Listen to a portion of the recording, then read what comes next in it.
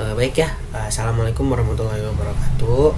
Kenalkan, nama saya Karisma Pratama Nur Hidayat. Di sini saya akan memberikan jawaban saya tentang UAS dari mata kuliah pengembangan bahan ajar. Nah, di mana mata kuliah ini diampu oleh Bapak dosen Haji Yudi Irfan Daniel Esos IMAG. Beliau adalah dosen pengembangan bahan ajar di jurusan PAI pada semester 7 kali ini.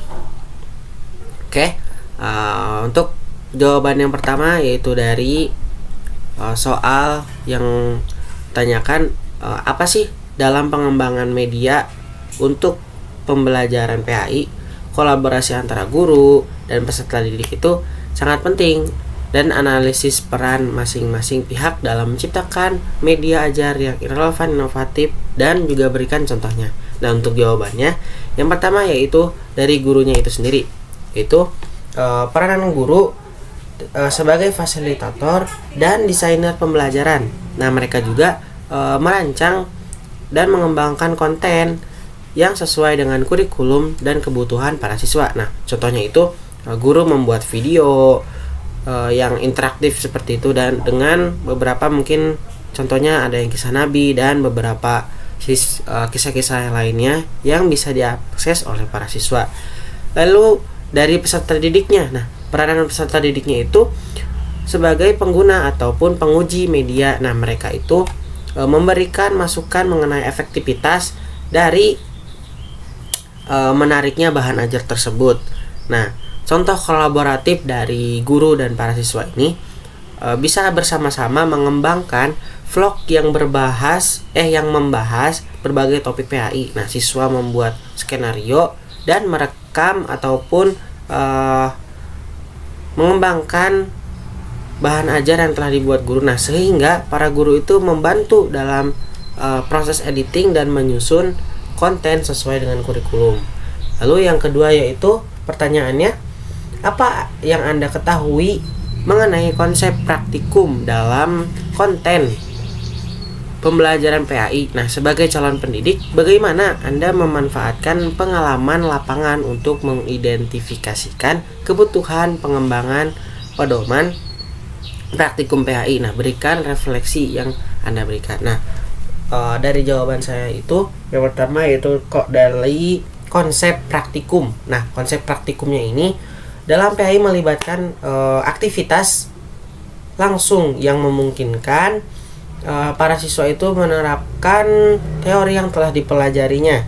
Nah, ini bisa juga berupa kegiatan ibadah, sosial maupun simulasi seperti itu. Nah, untuk pemanfaatan pengalamannya itu bisa yang pertama itu mengidentifikasi kebutuhan. Nah, di mana melalui pengalaman mengajar dan observasi, calon pendidik dapat melihat secara langsung kesulitan ataupun pengalaman mengelola kegiatan.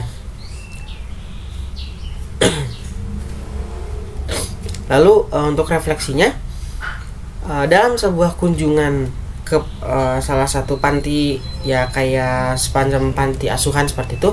Nah, beberapa mungkin bisa ya mengamati bagaimana para siswa itu belajar tentang zakat ataupun sedekah seperti itu. Nah, berdasarkan observasi yang beberapa mungkin contohnya ya observasinya tuh, nah bisa mengembangkan modul praktikum seperti yang mencakup adanya tentang zakat ataupun sedekah seperti itu. Lalu untuk pertanyaan ketiga, nah jelaskan konsep dasar pengembangan LKS dalam pembelajaran PAI. Nah, dan apa saja prinsip-prinsipnya. Nah, untuk jawabannya kayak itu pertama itu kan ada konsep pengembangan LKS dalam pembelajaran PAI. Nah, prinsip-prinsip LKS itu dibagi menjadi 4. Yang pertama itu relevasi, kontekstual, keterbalikan aktif, dan keberagaman metode.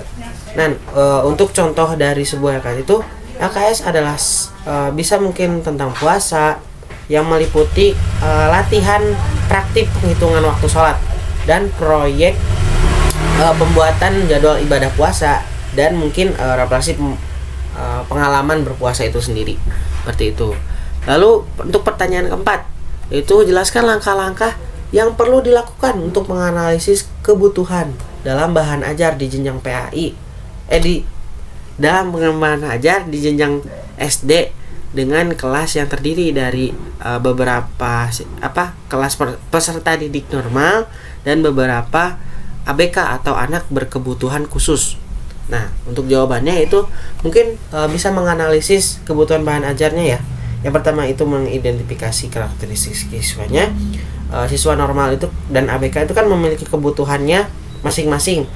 Nah, di situ bisa kita mengidentifikasikan kesulitan dan preferensi belajar siswa.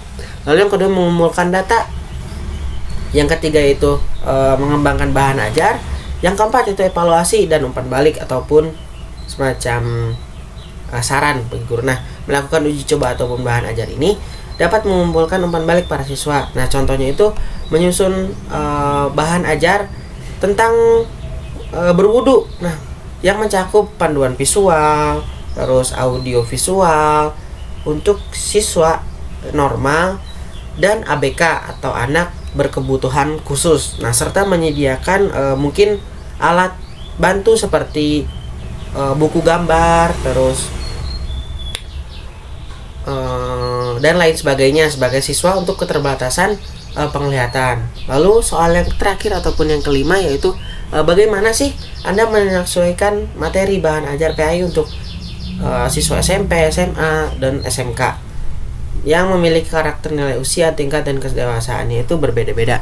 Nah, untuk penyesuaian materi itu yang pertama ya dari tingkat SMP itu mulai karakteristik, nah mulai memahami abstrak dan relasi diri. Nah, contohnya itu mungkin bisa menggunakan video interaktif tentang sejarah nabi-nabi ataupun bisa mungkin menggunakan kuis online yang memeriksa dengan pemahaman para siswa.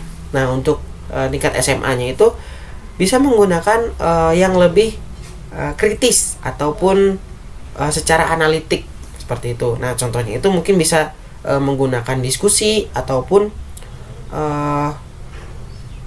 berdebat menggunakan etika dalam Islam, menggunakan mungkin bisa menggunakan studi kasus seperti itu. Nah, untuk SMK-nya itu mungkin ya bisa fokus dalam keterampilan praktik dan aplikasi dunia kerja seperti itu. Nah, contohnya itu mungkin proyek pembuatan laporan tentang penerapan prinsip-prinsip Islam dalam bisnis seperti itu. Mungkin video yang saya sampaikan. Terima kasih. Wassalamualaikum warahmatullahi wabarakatuh.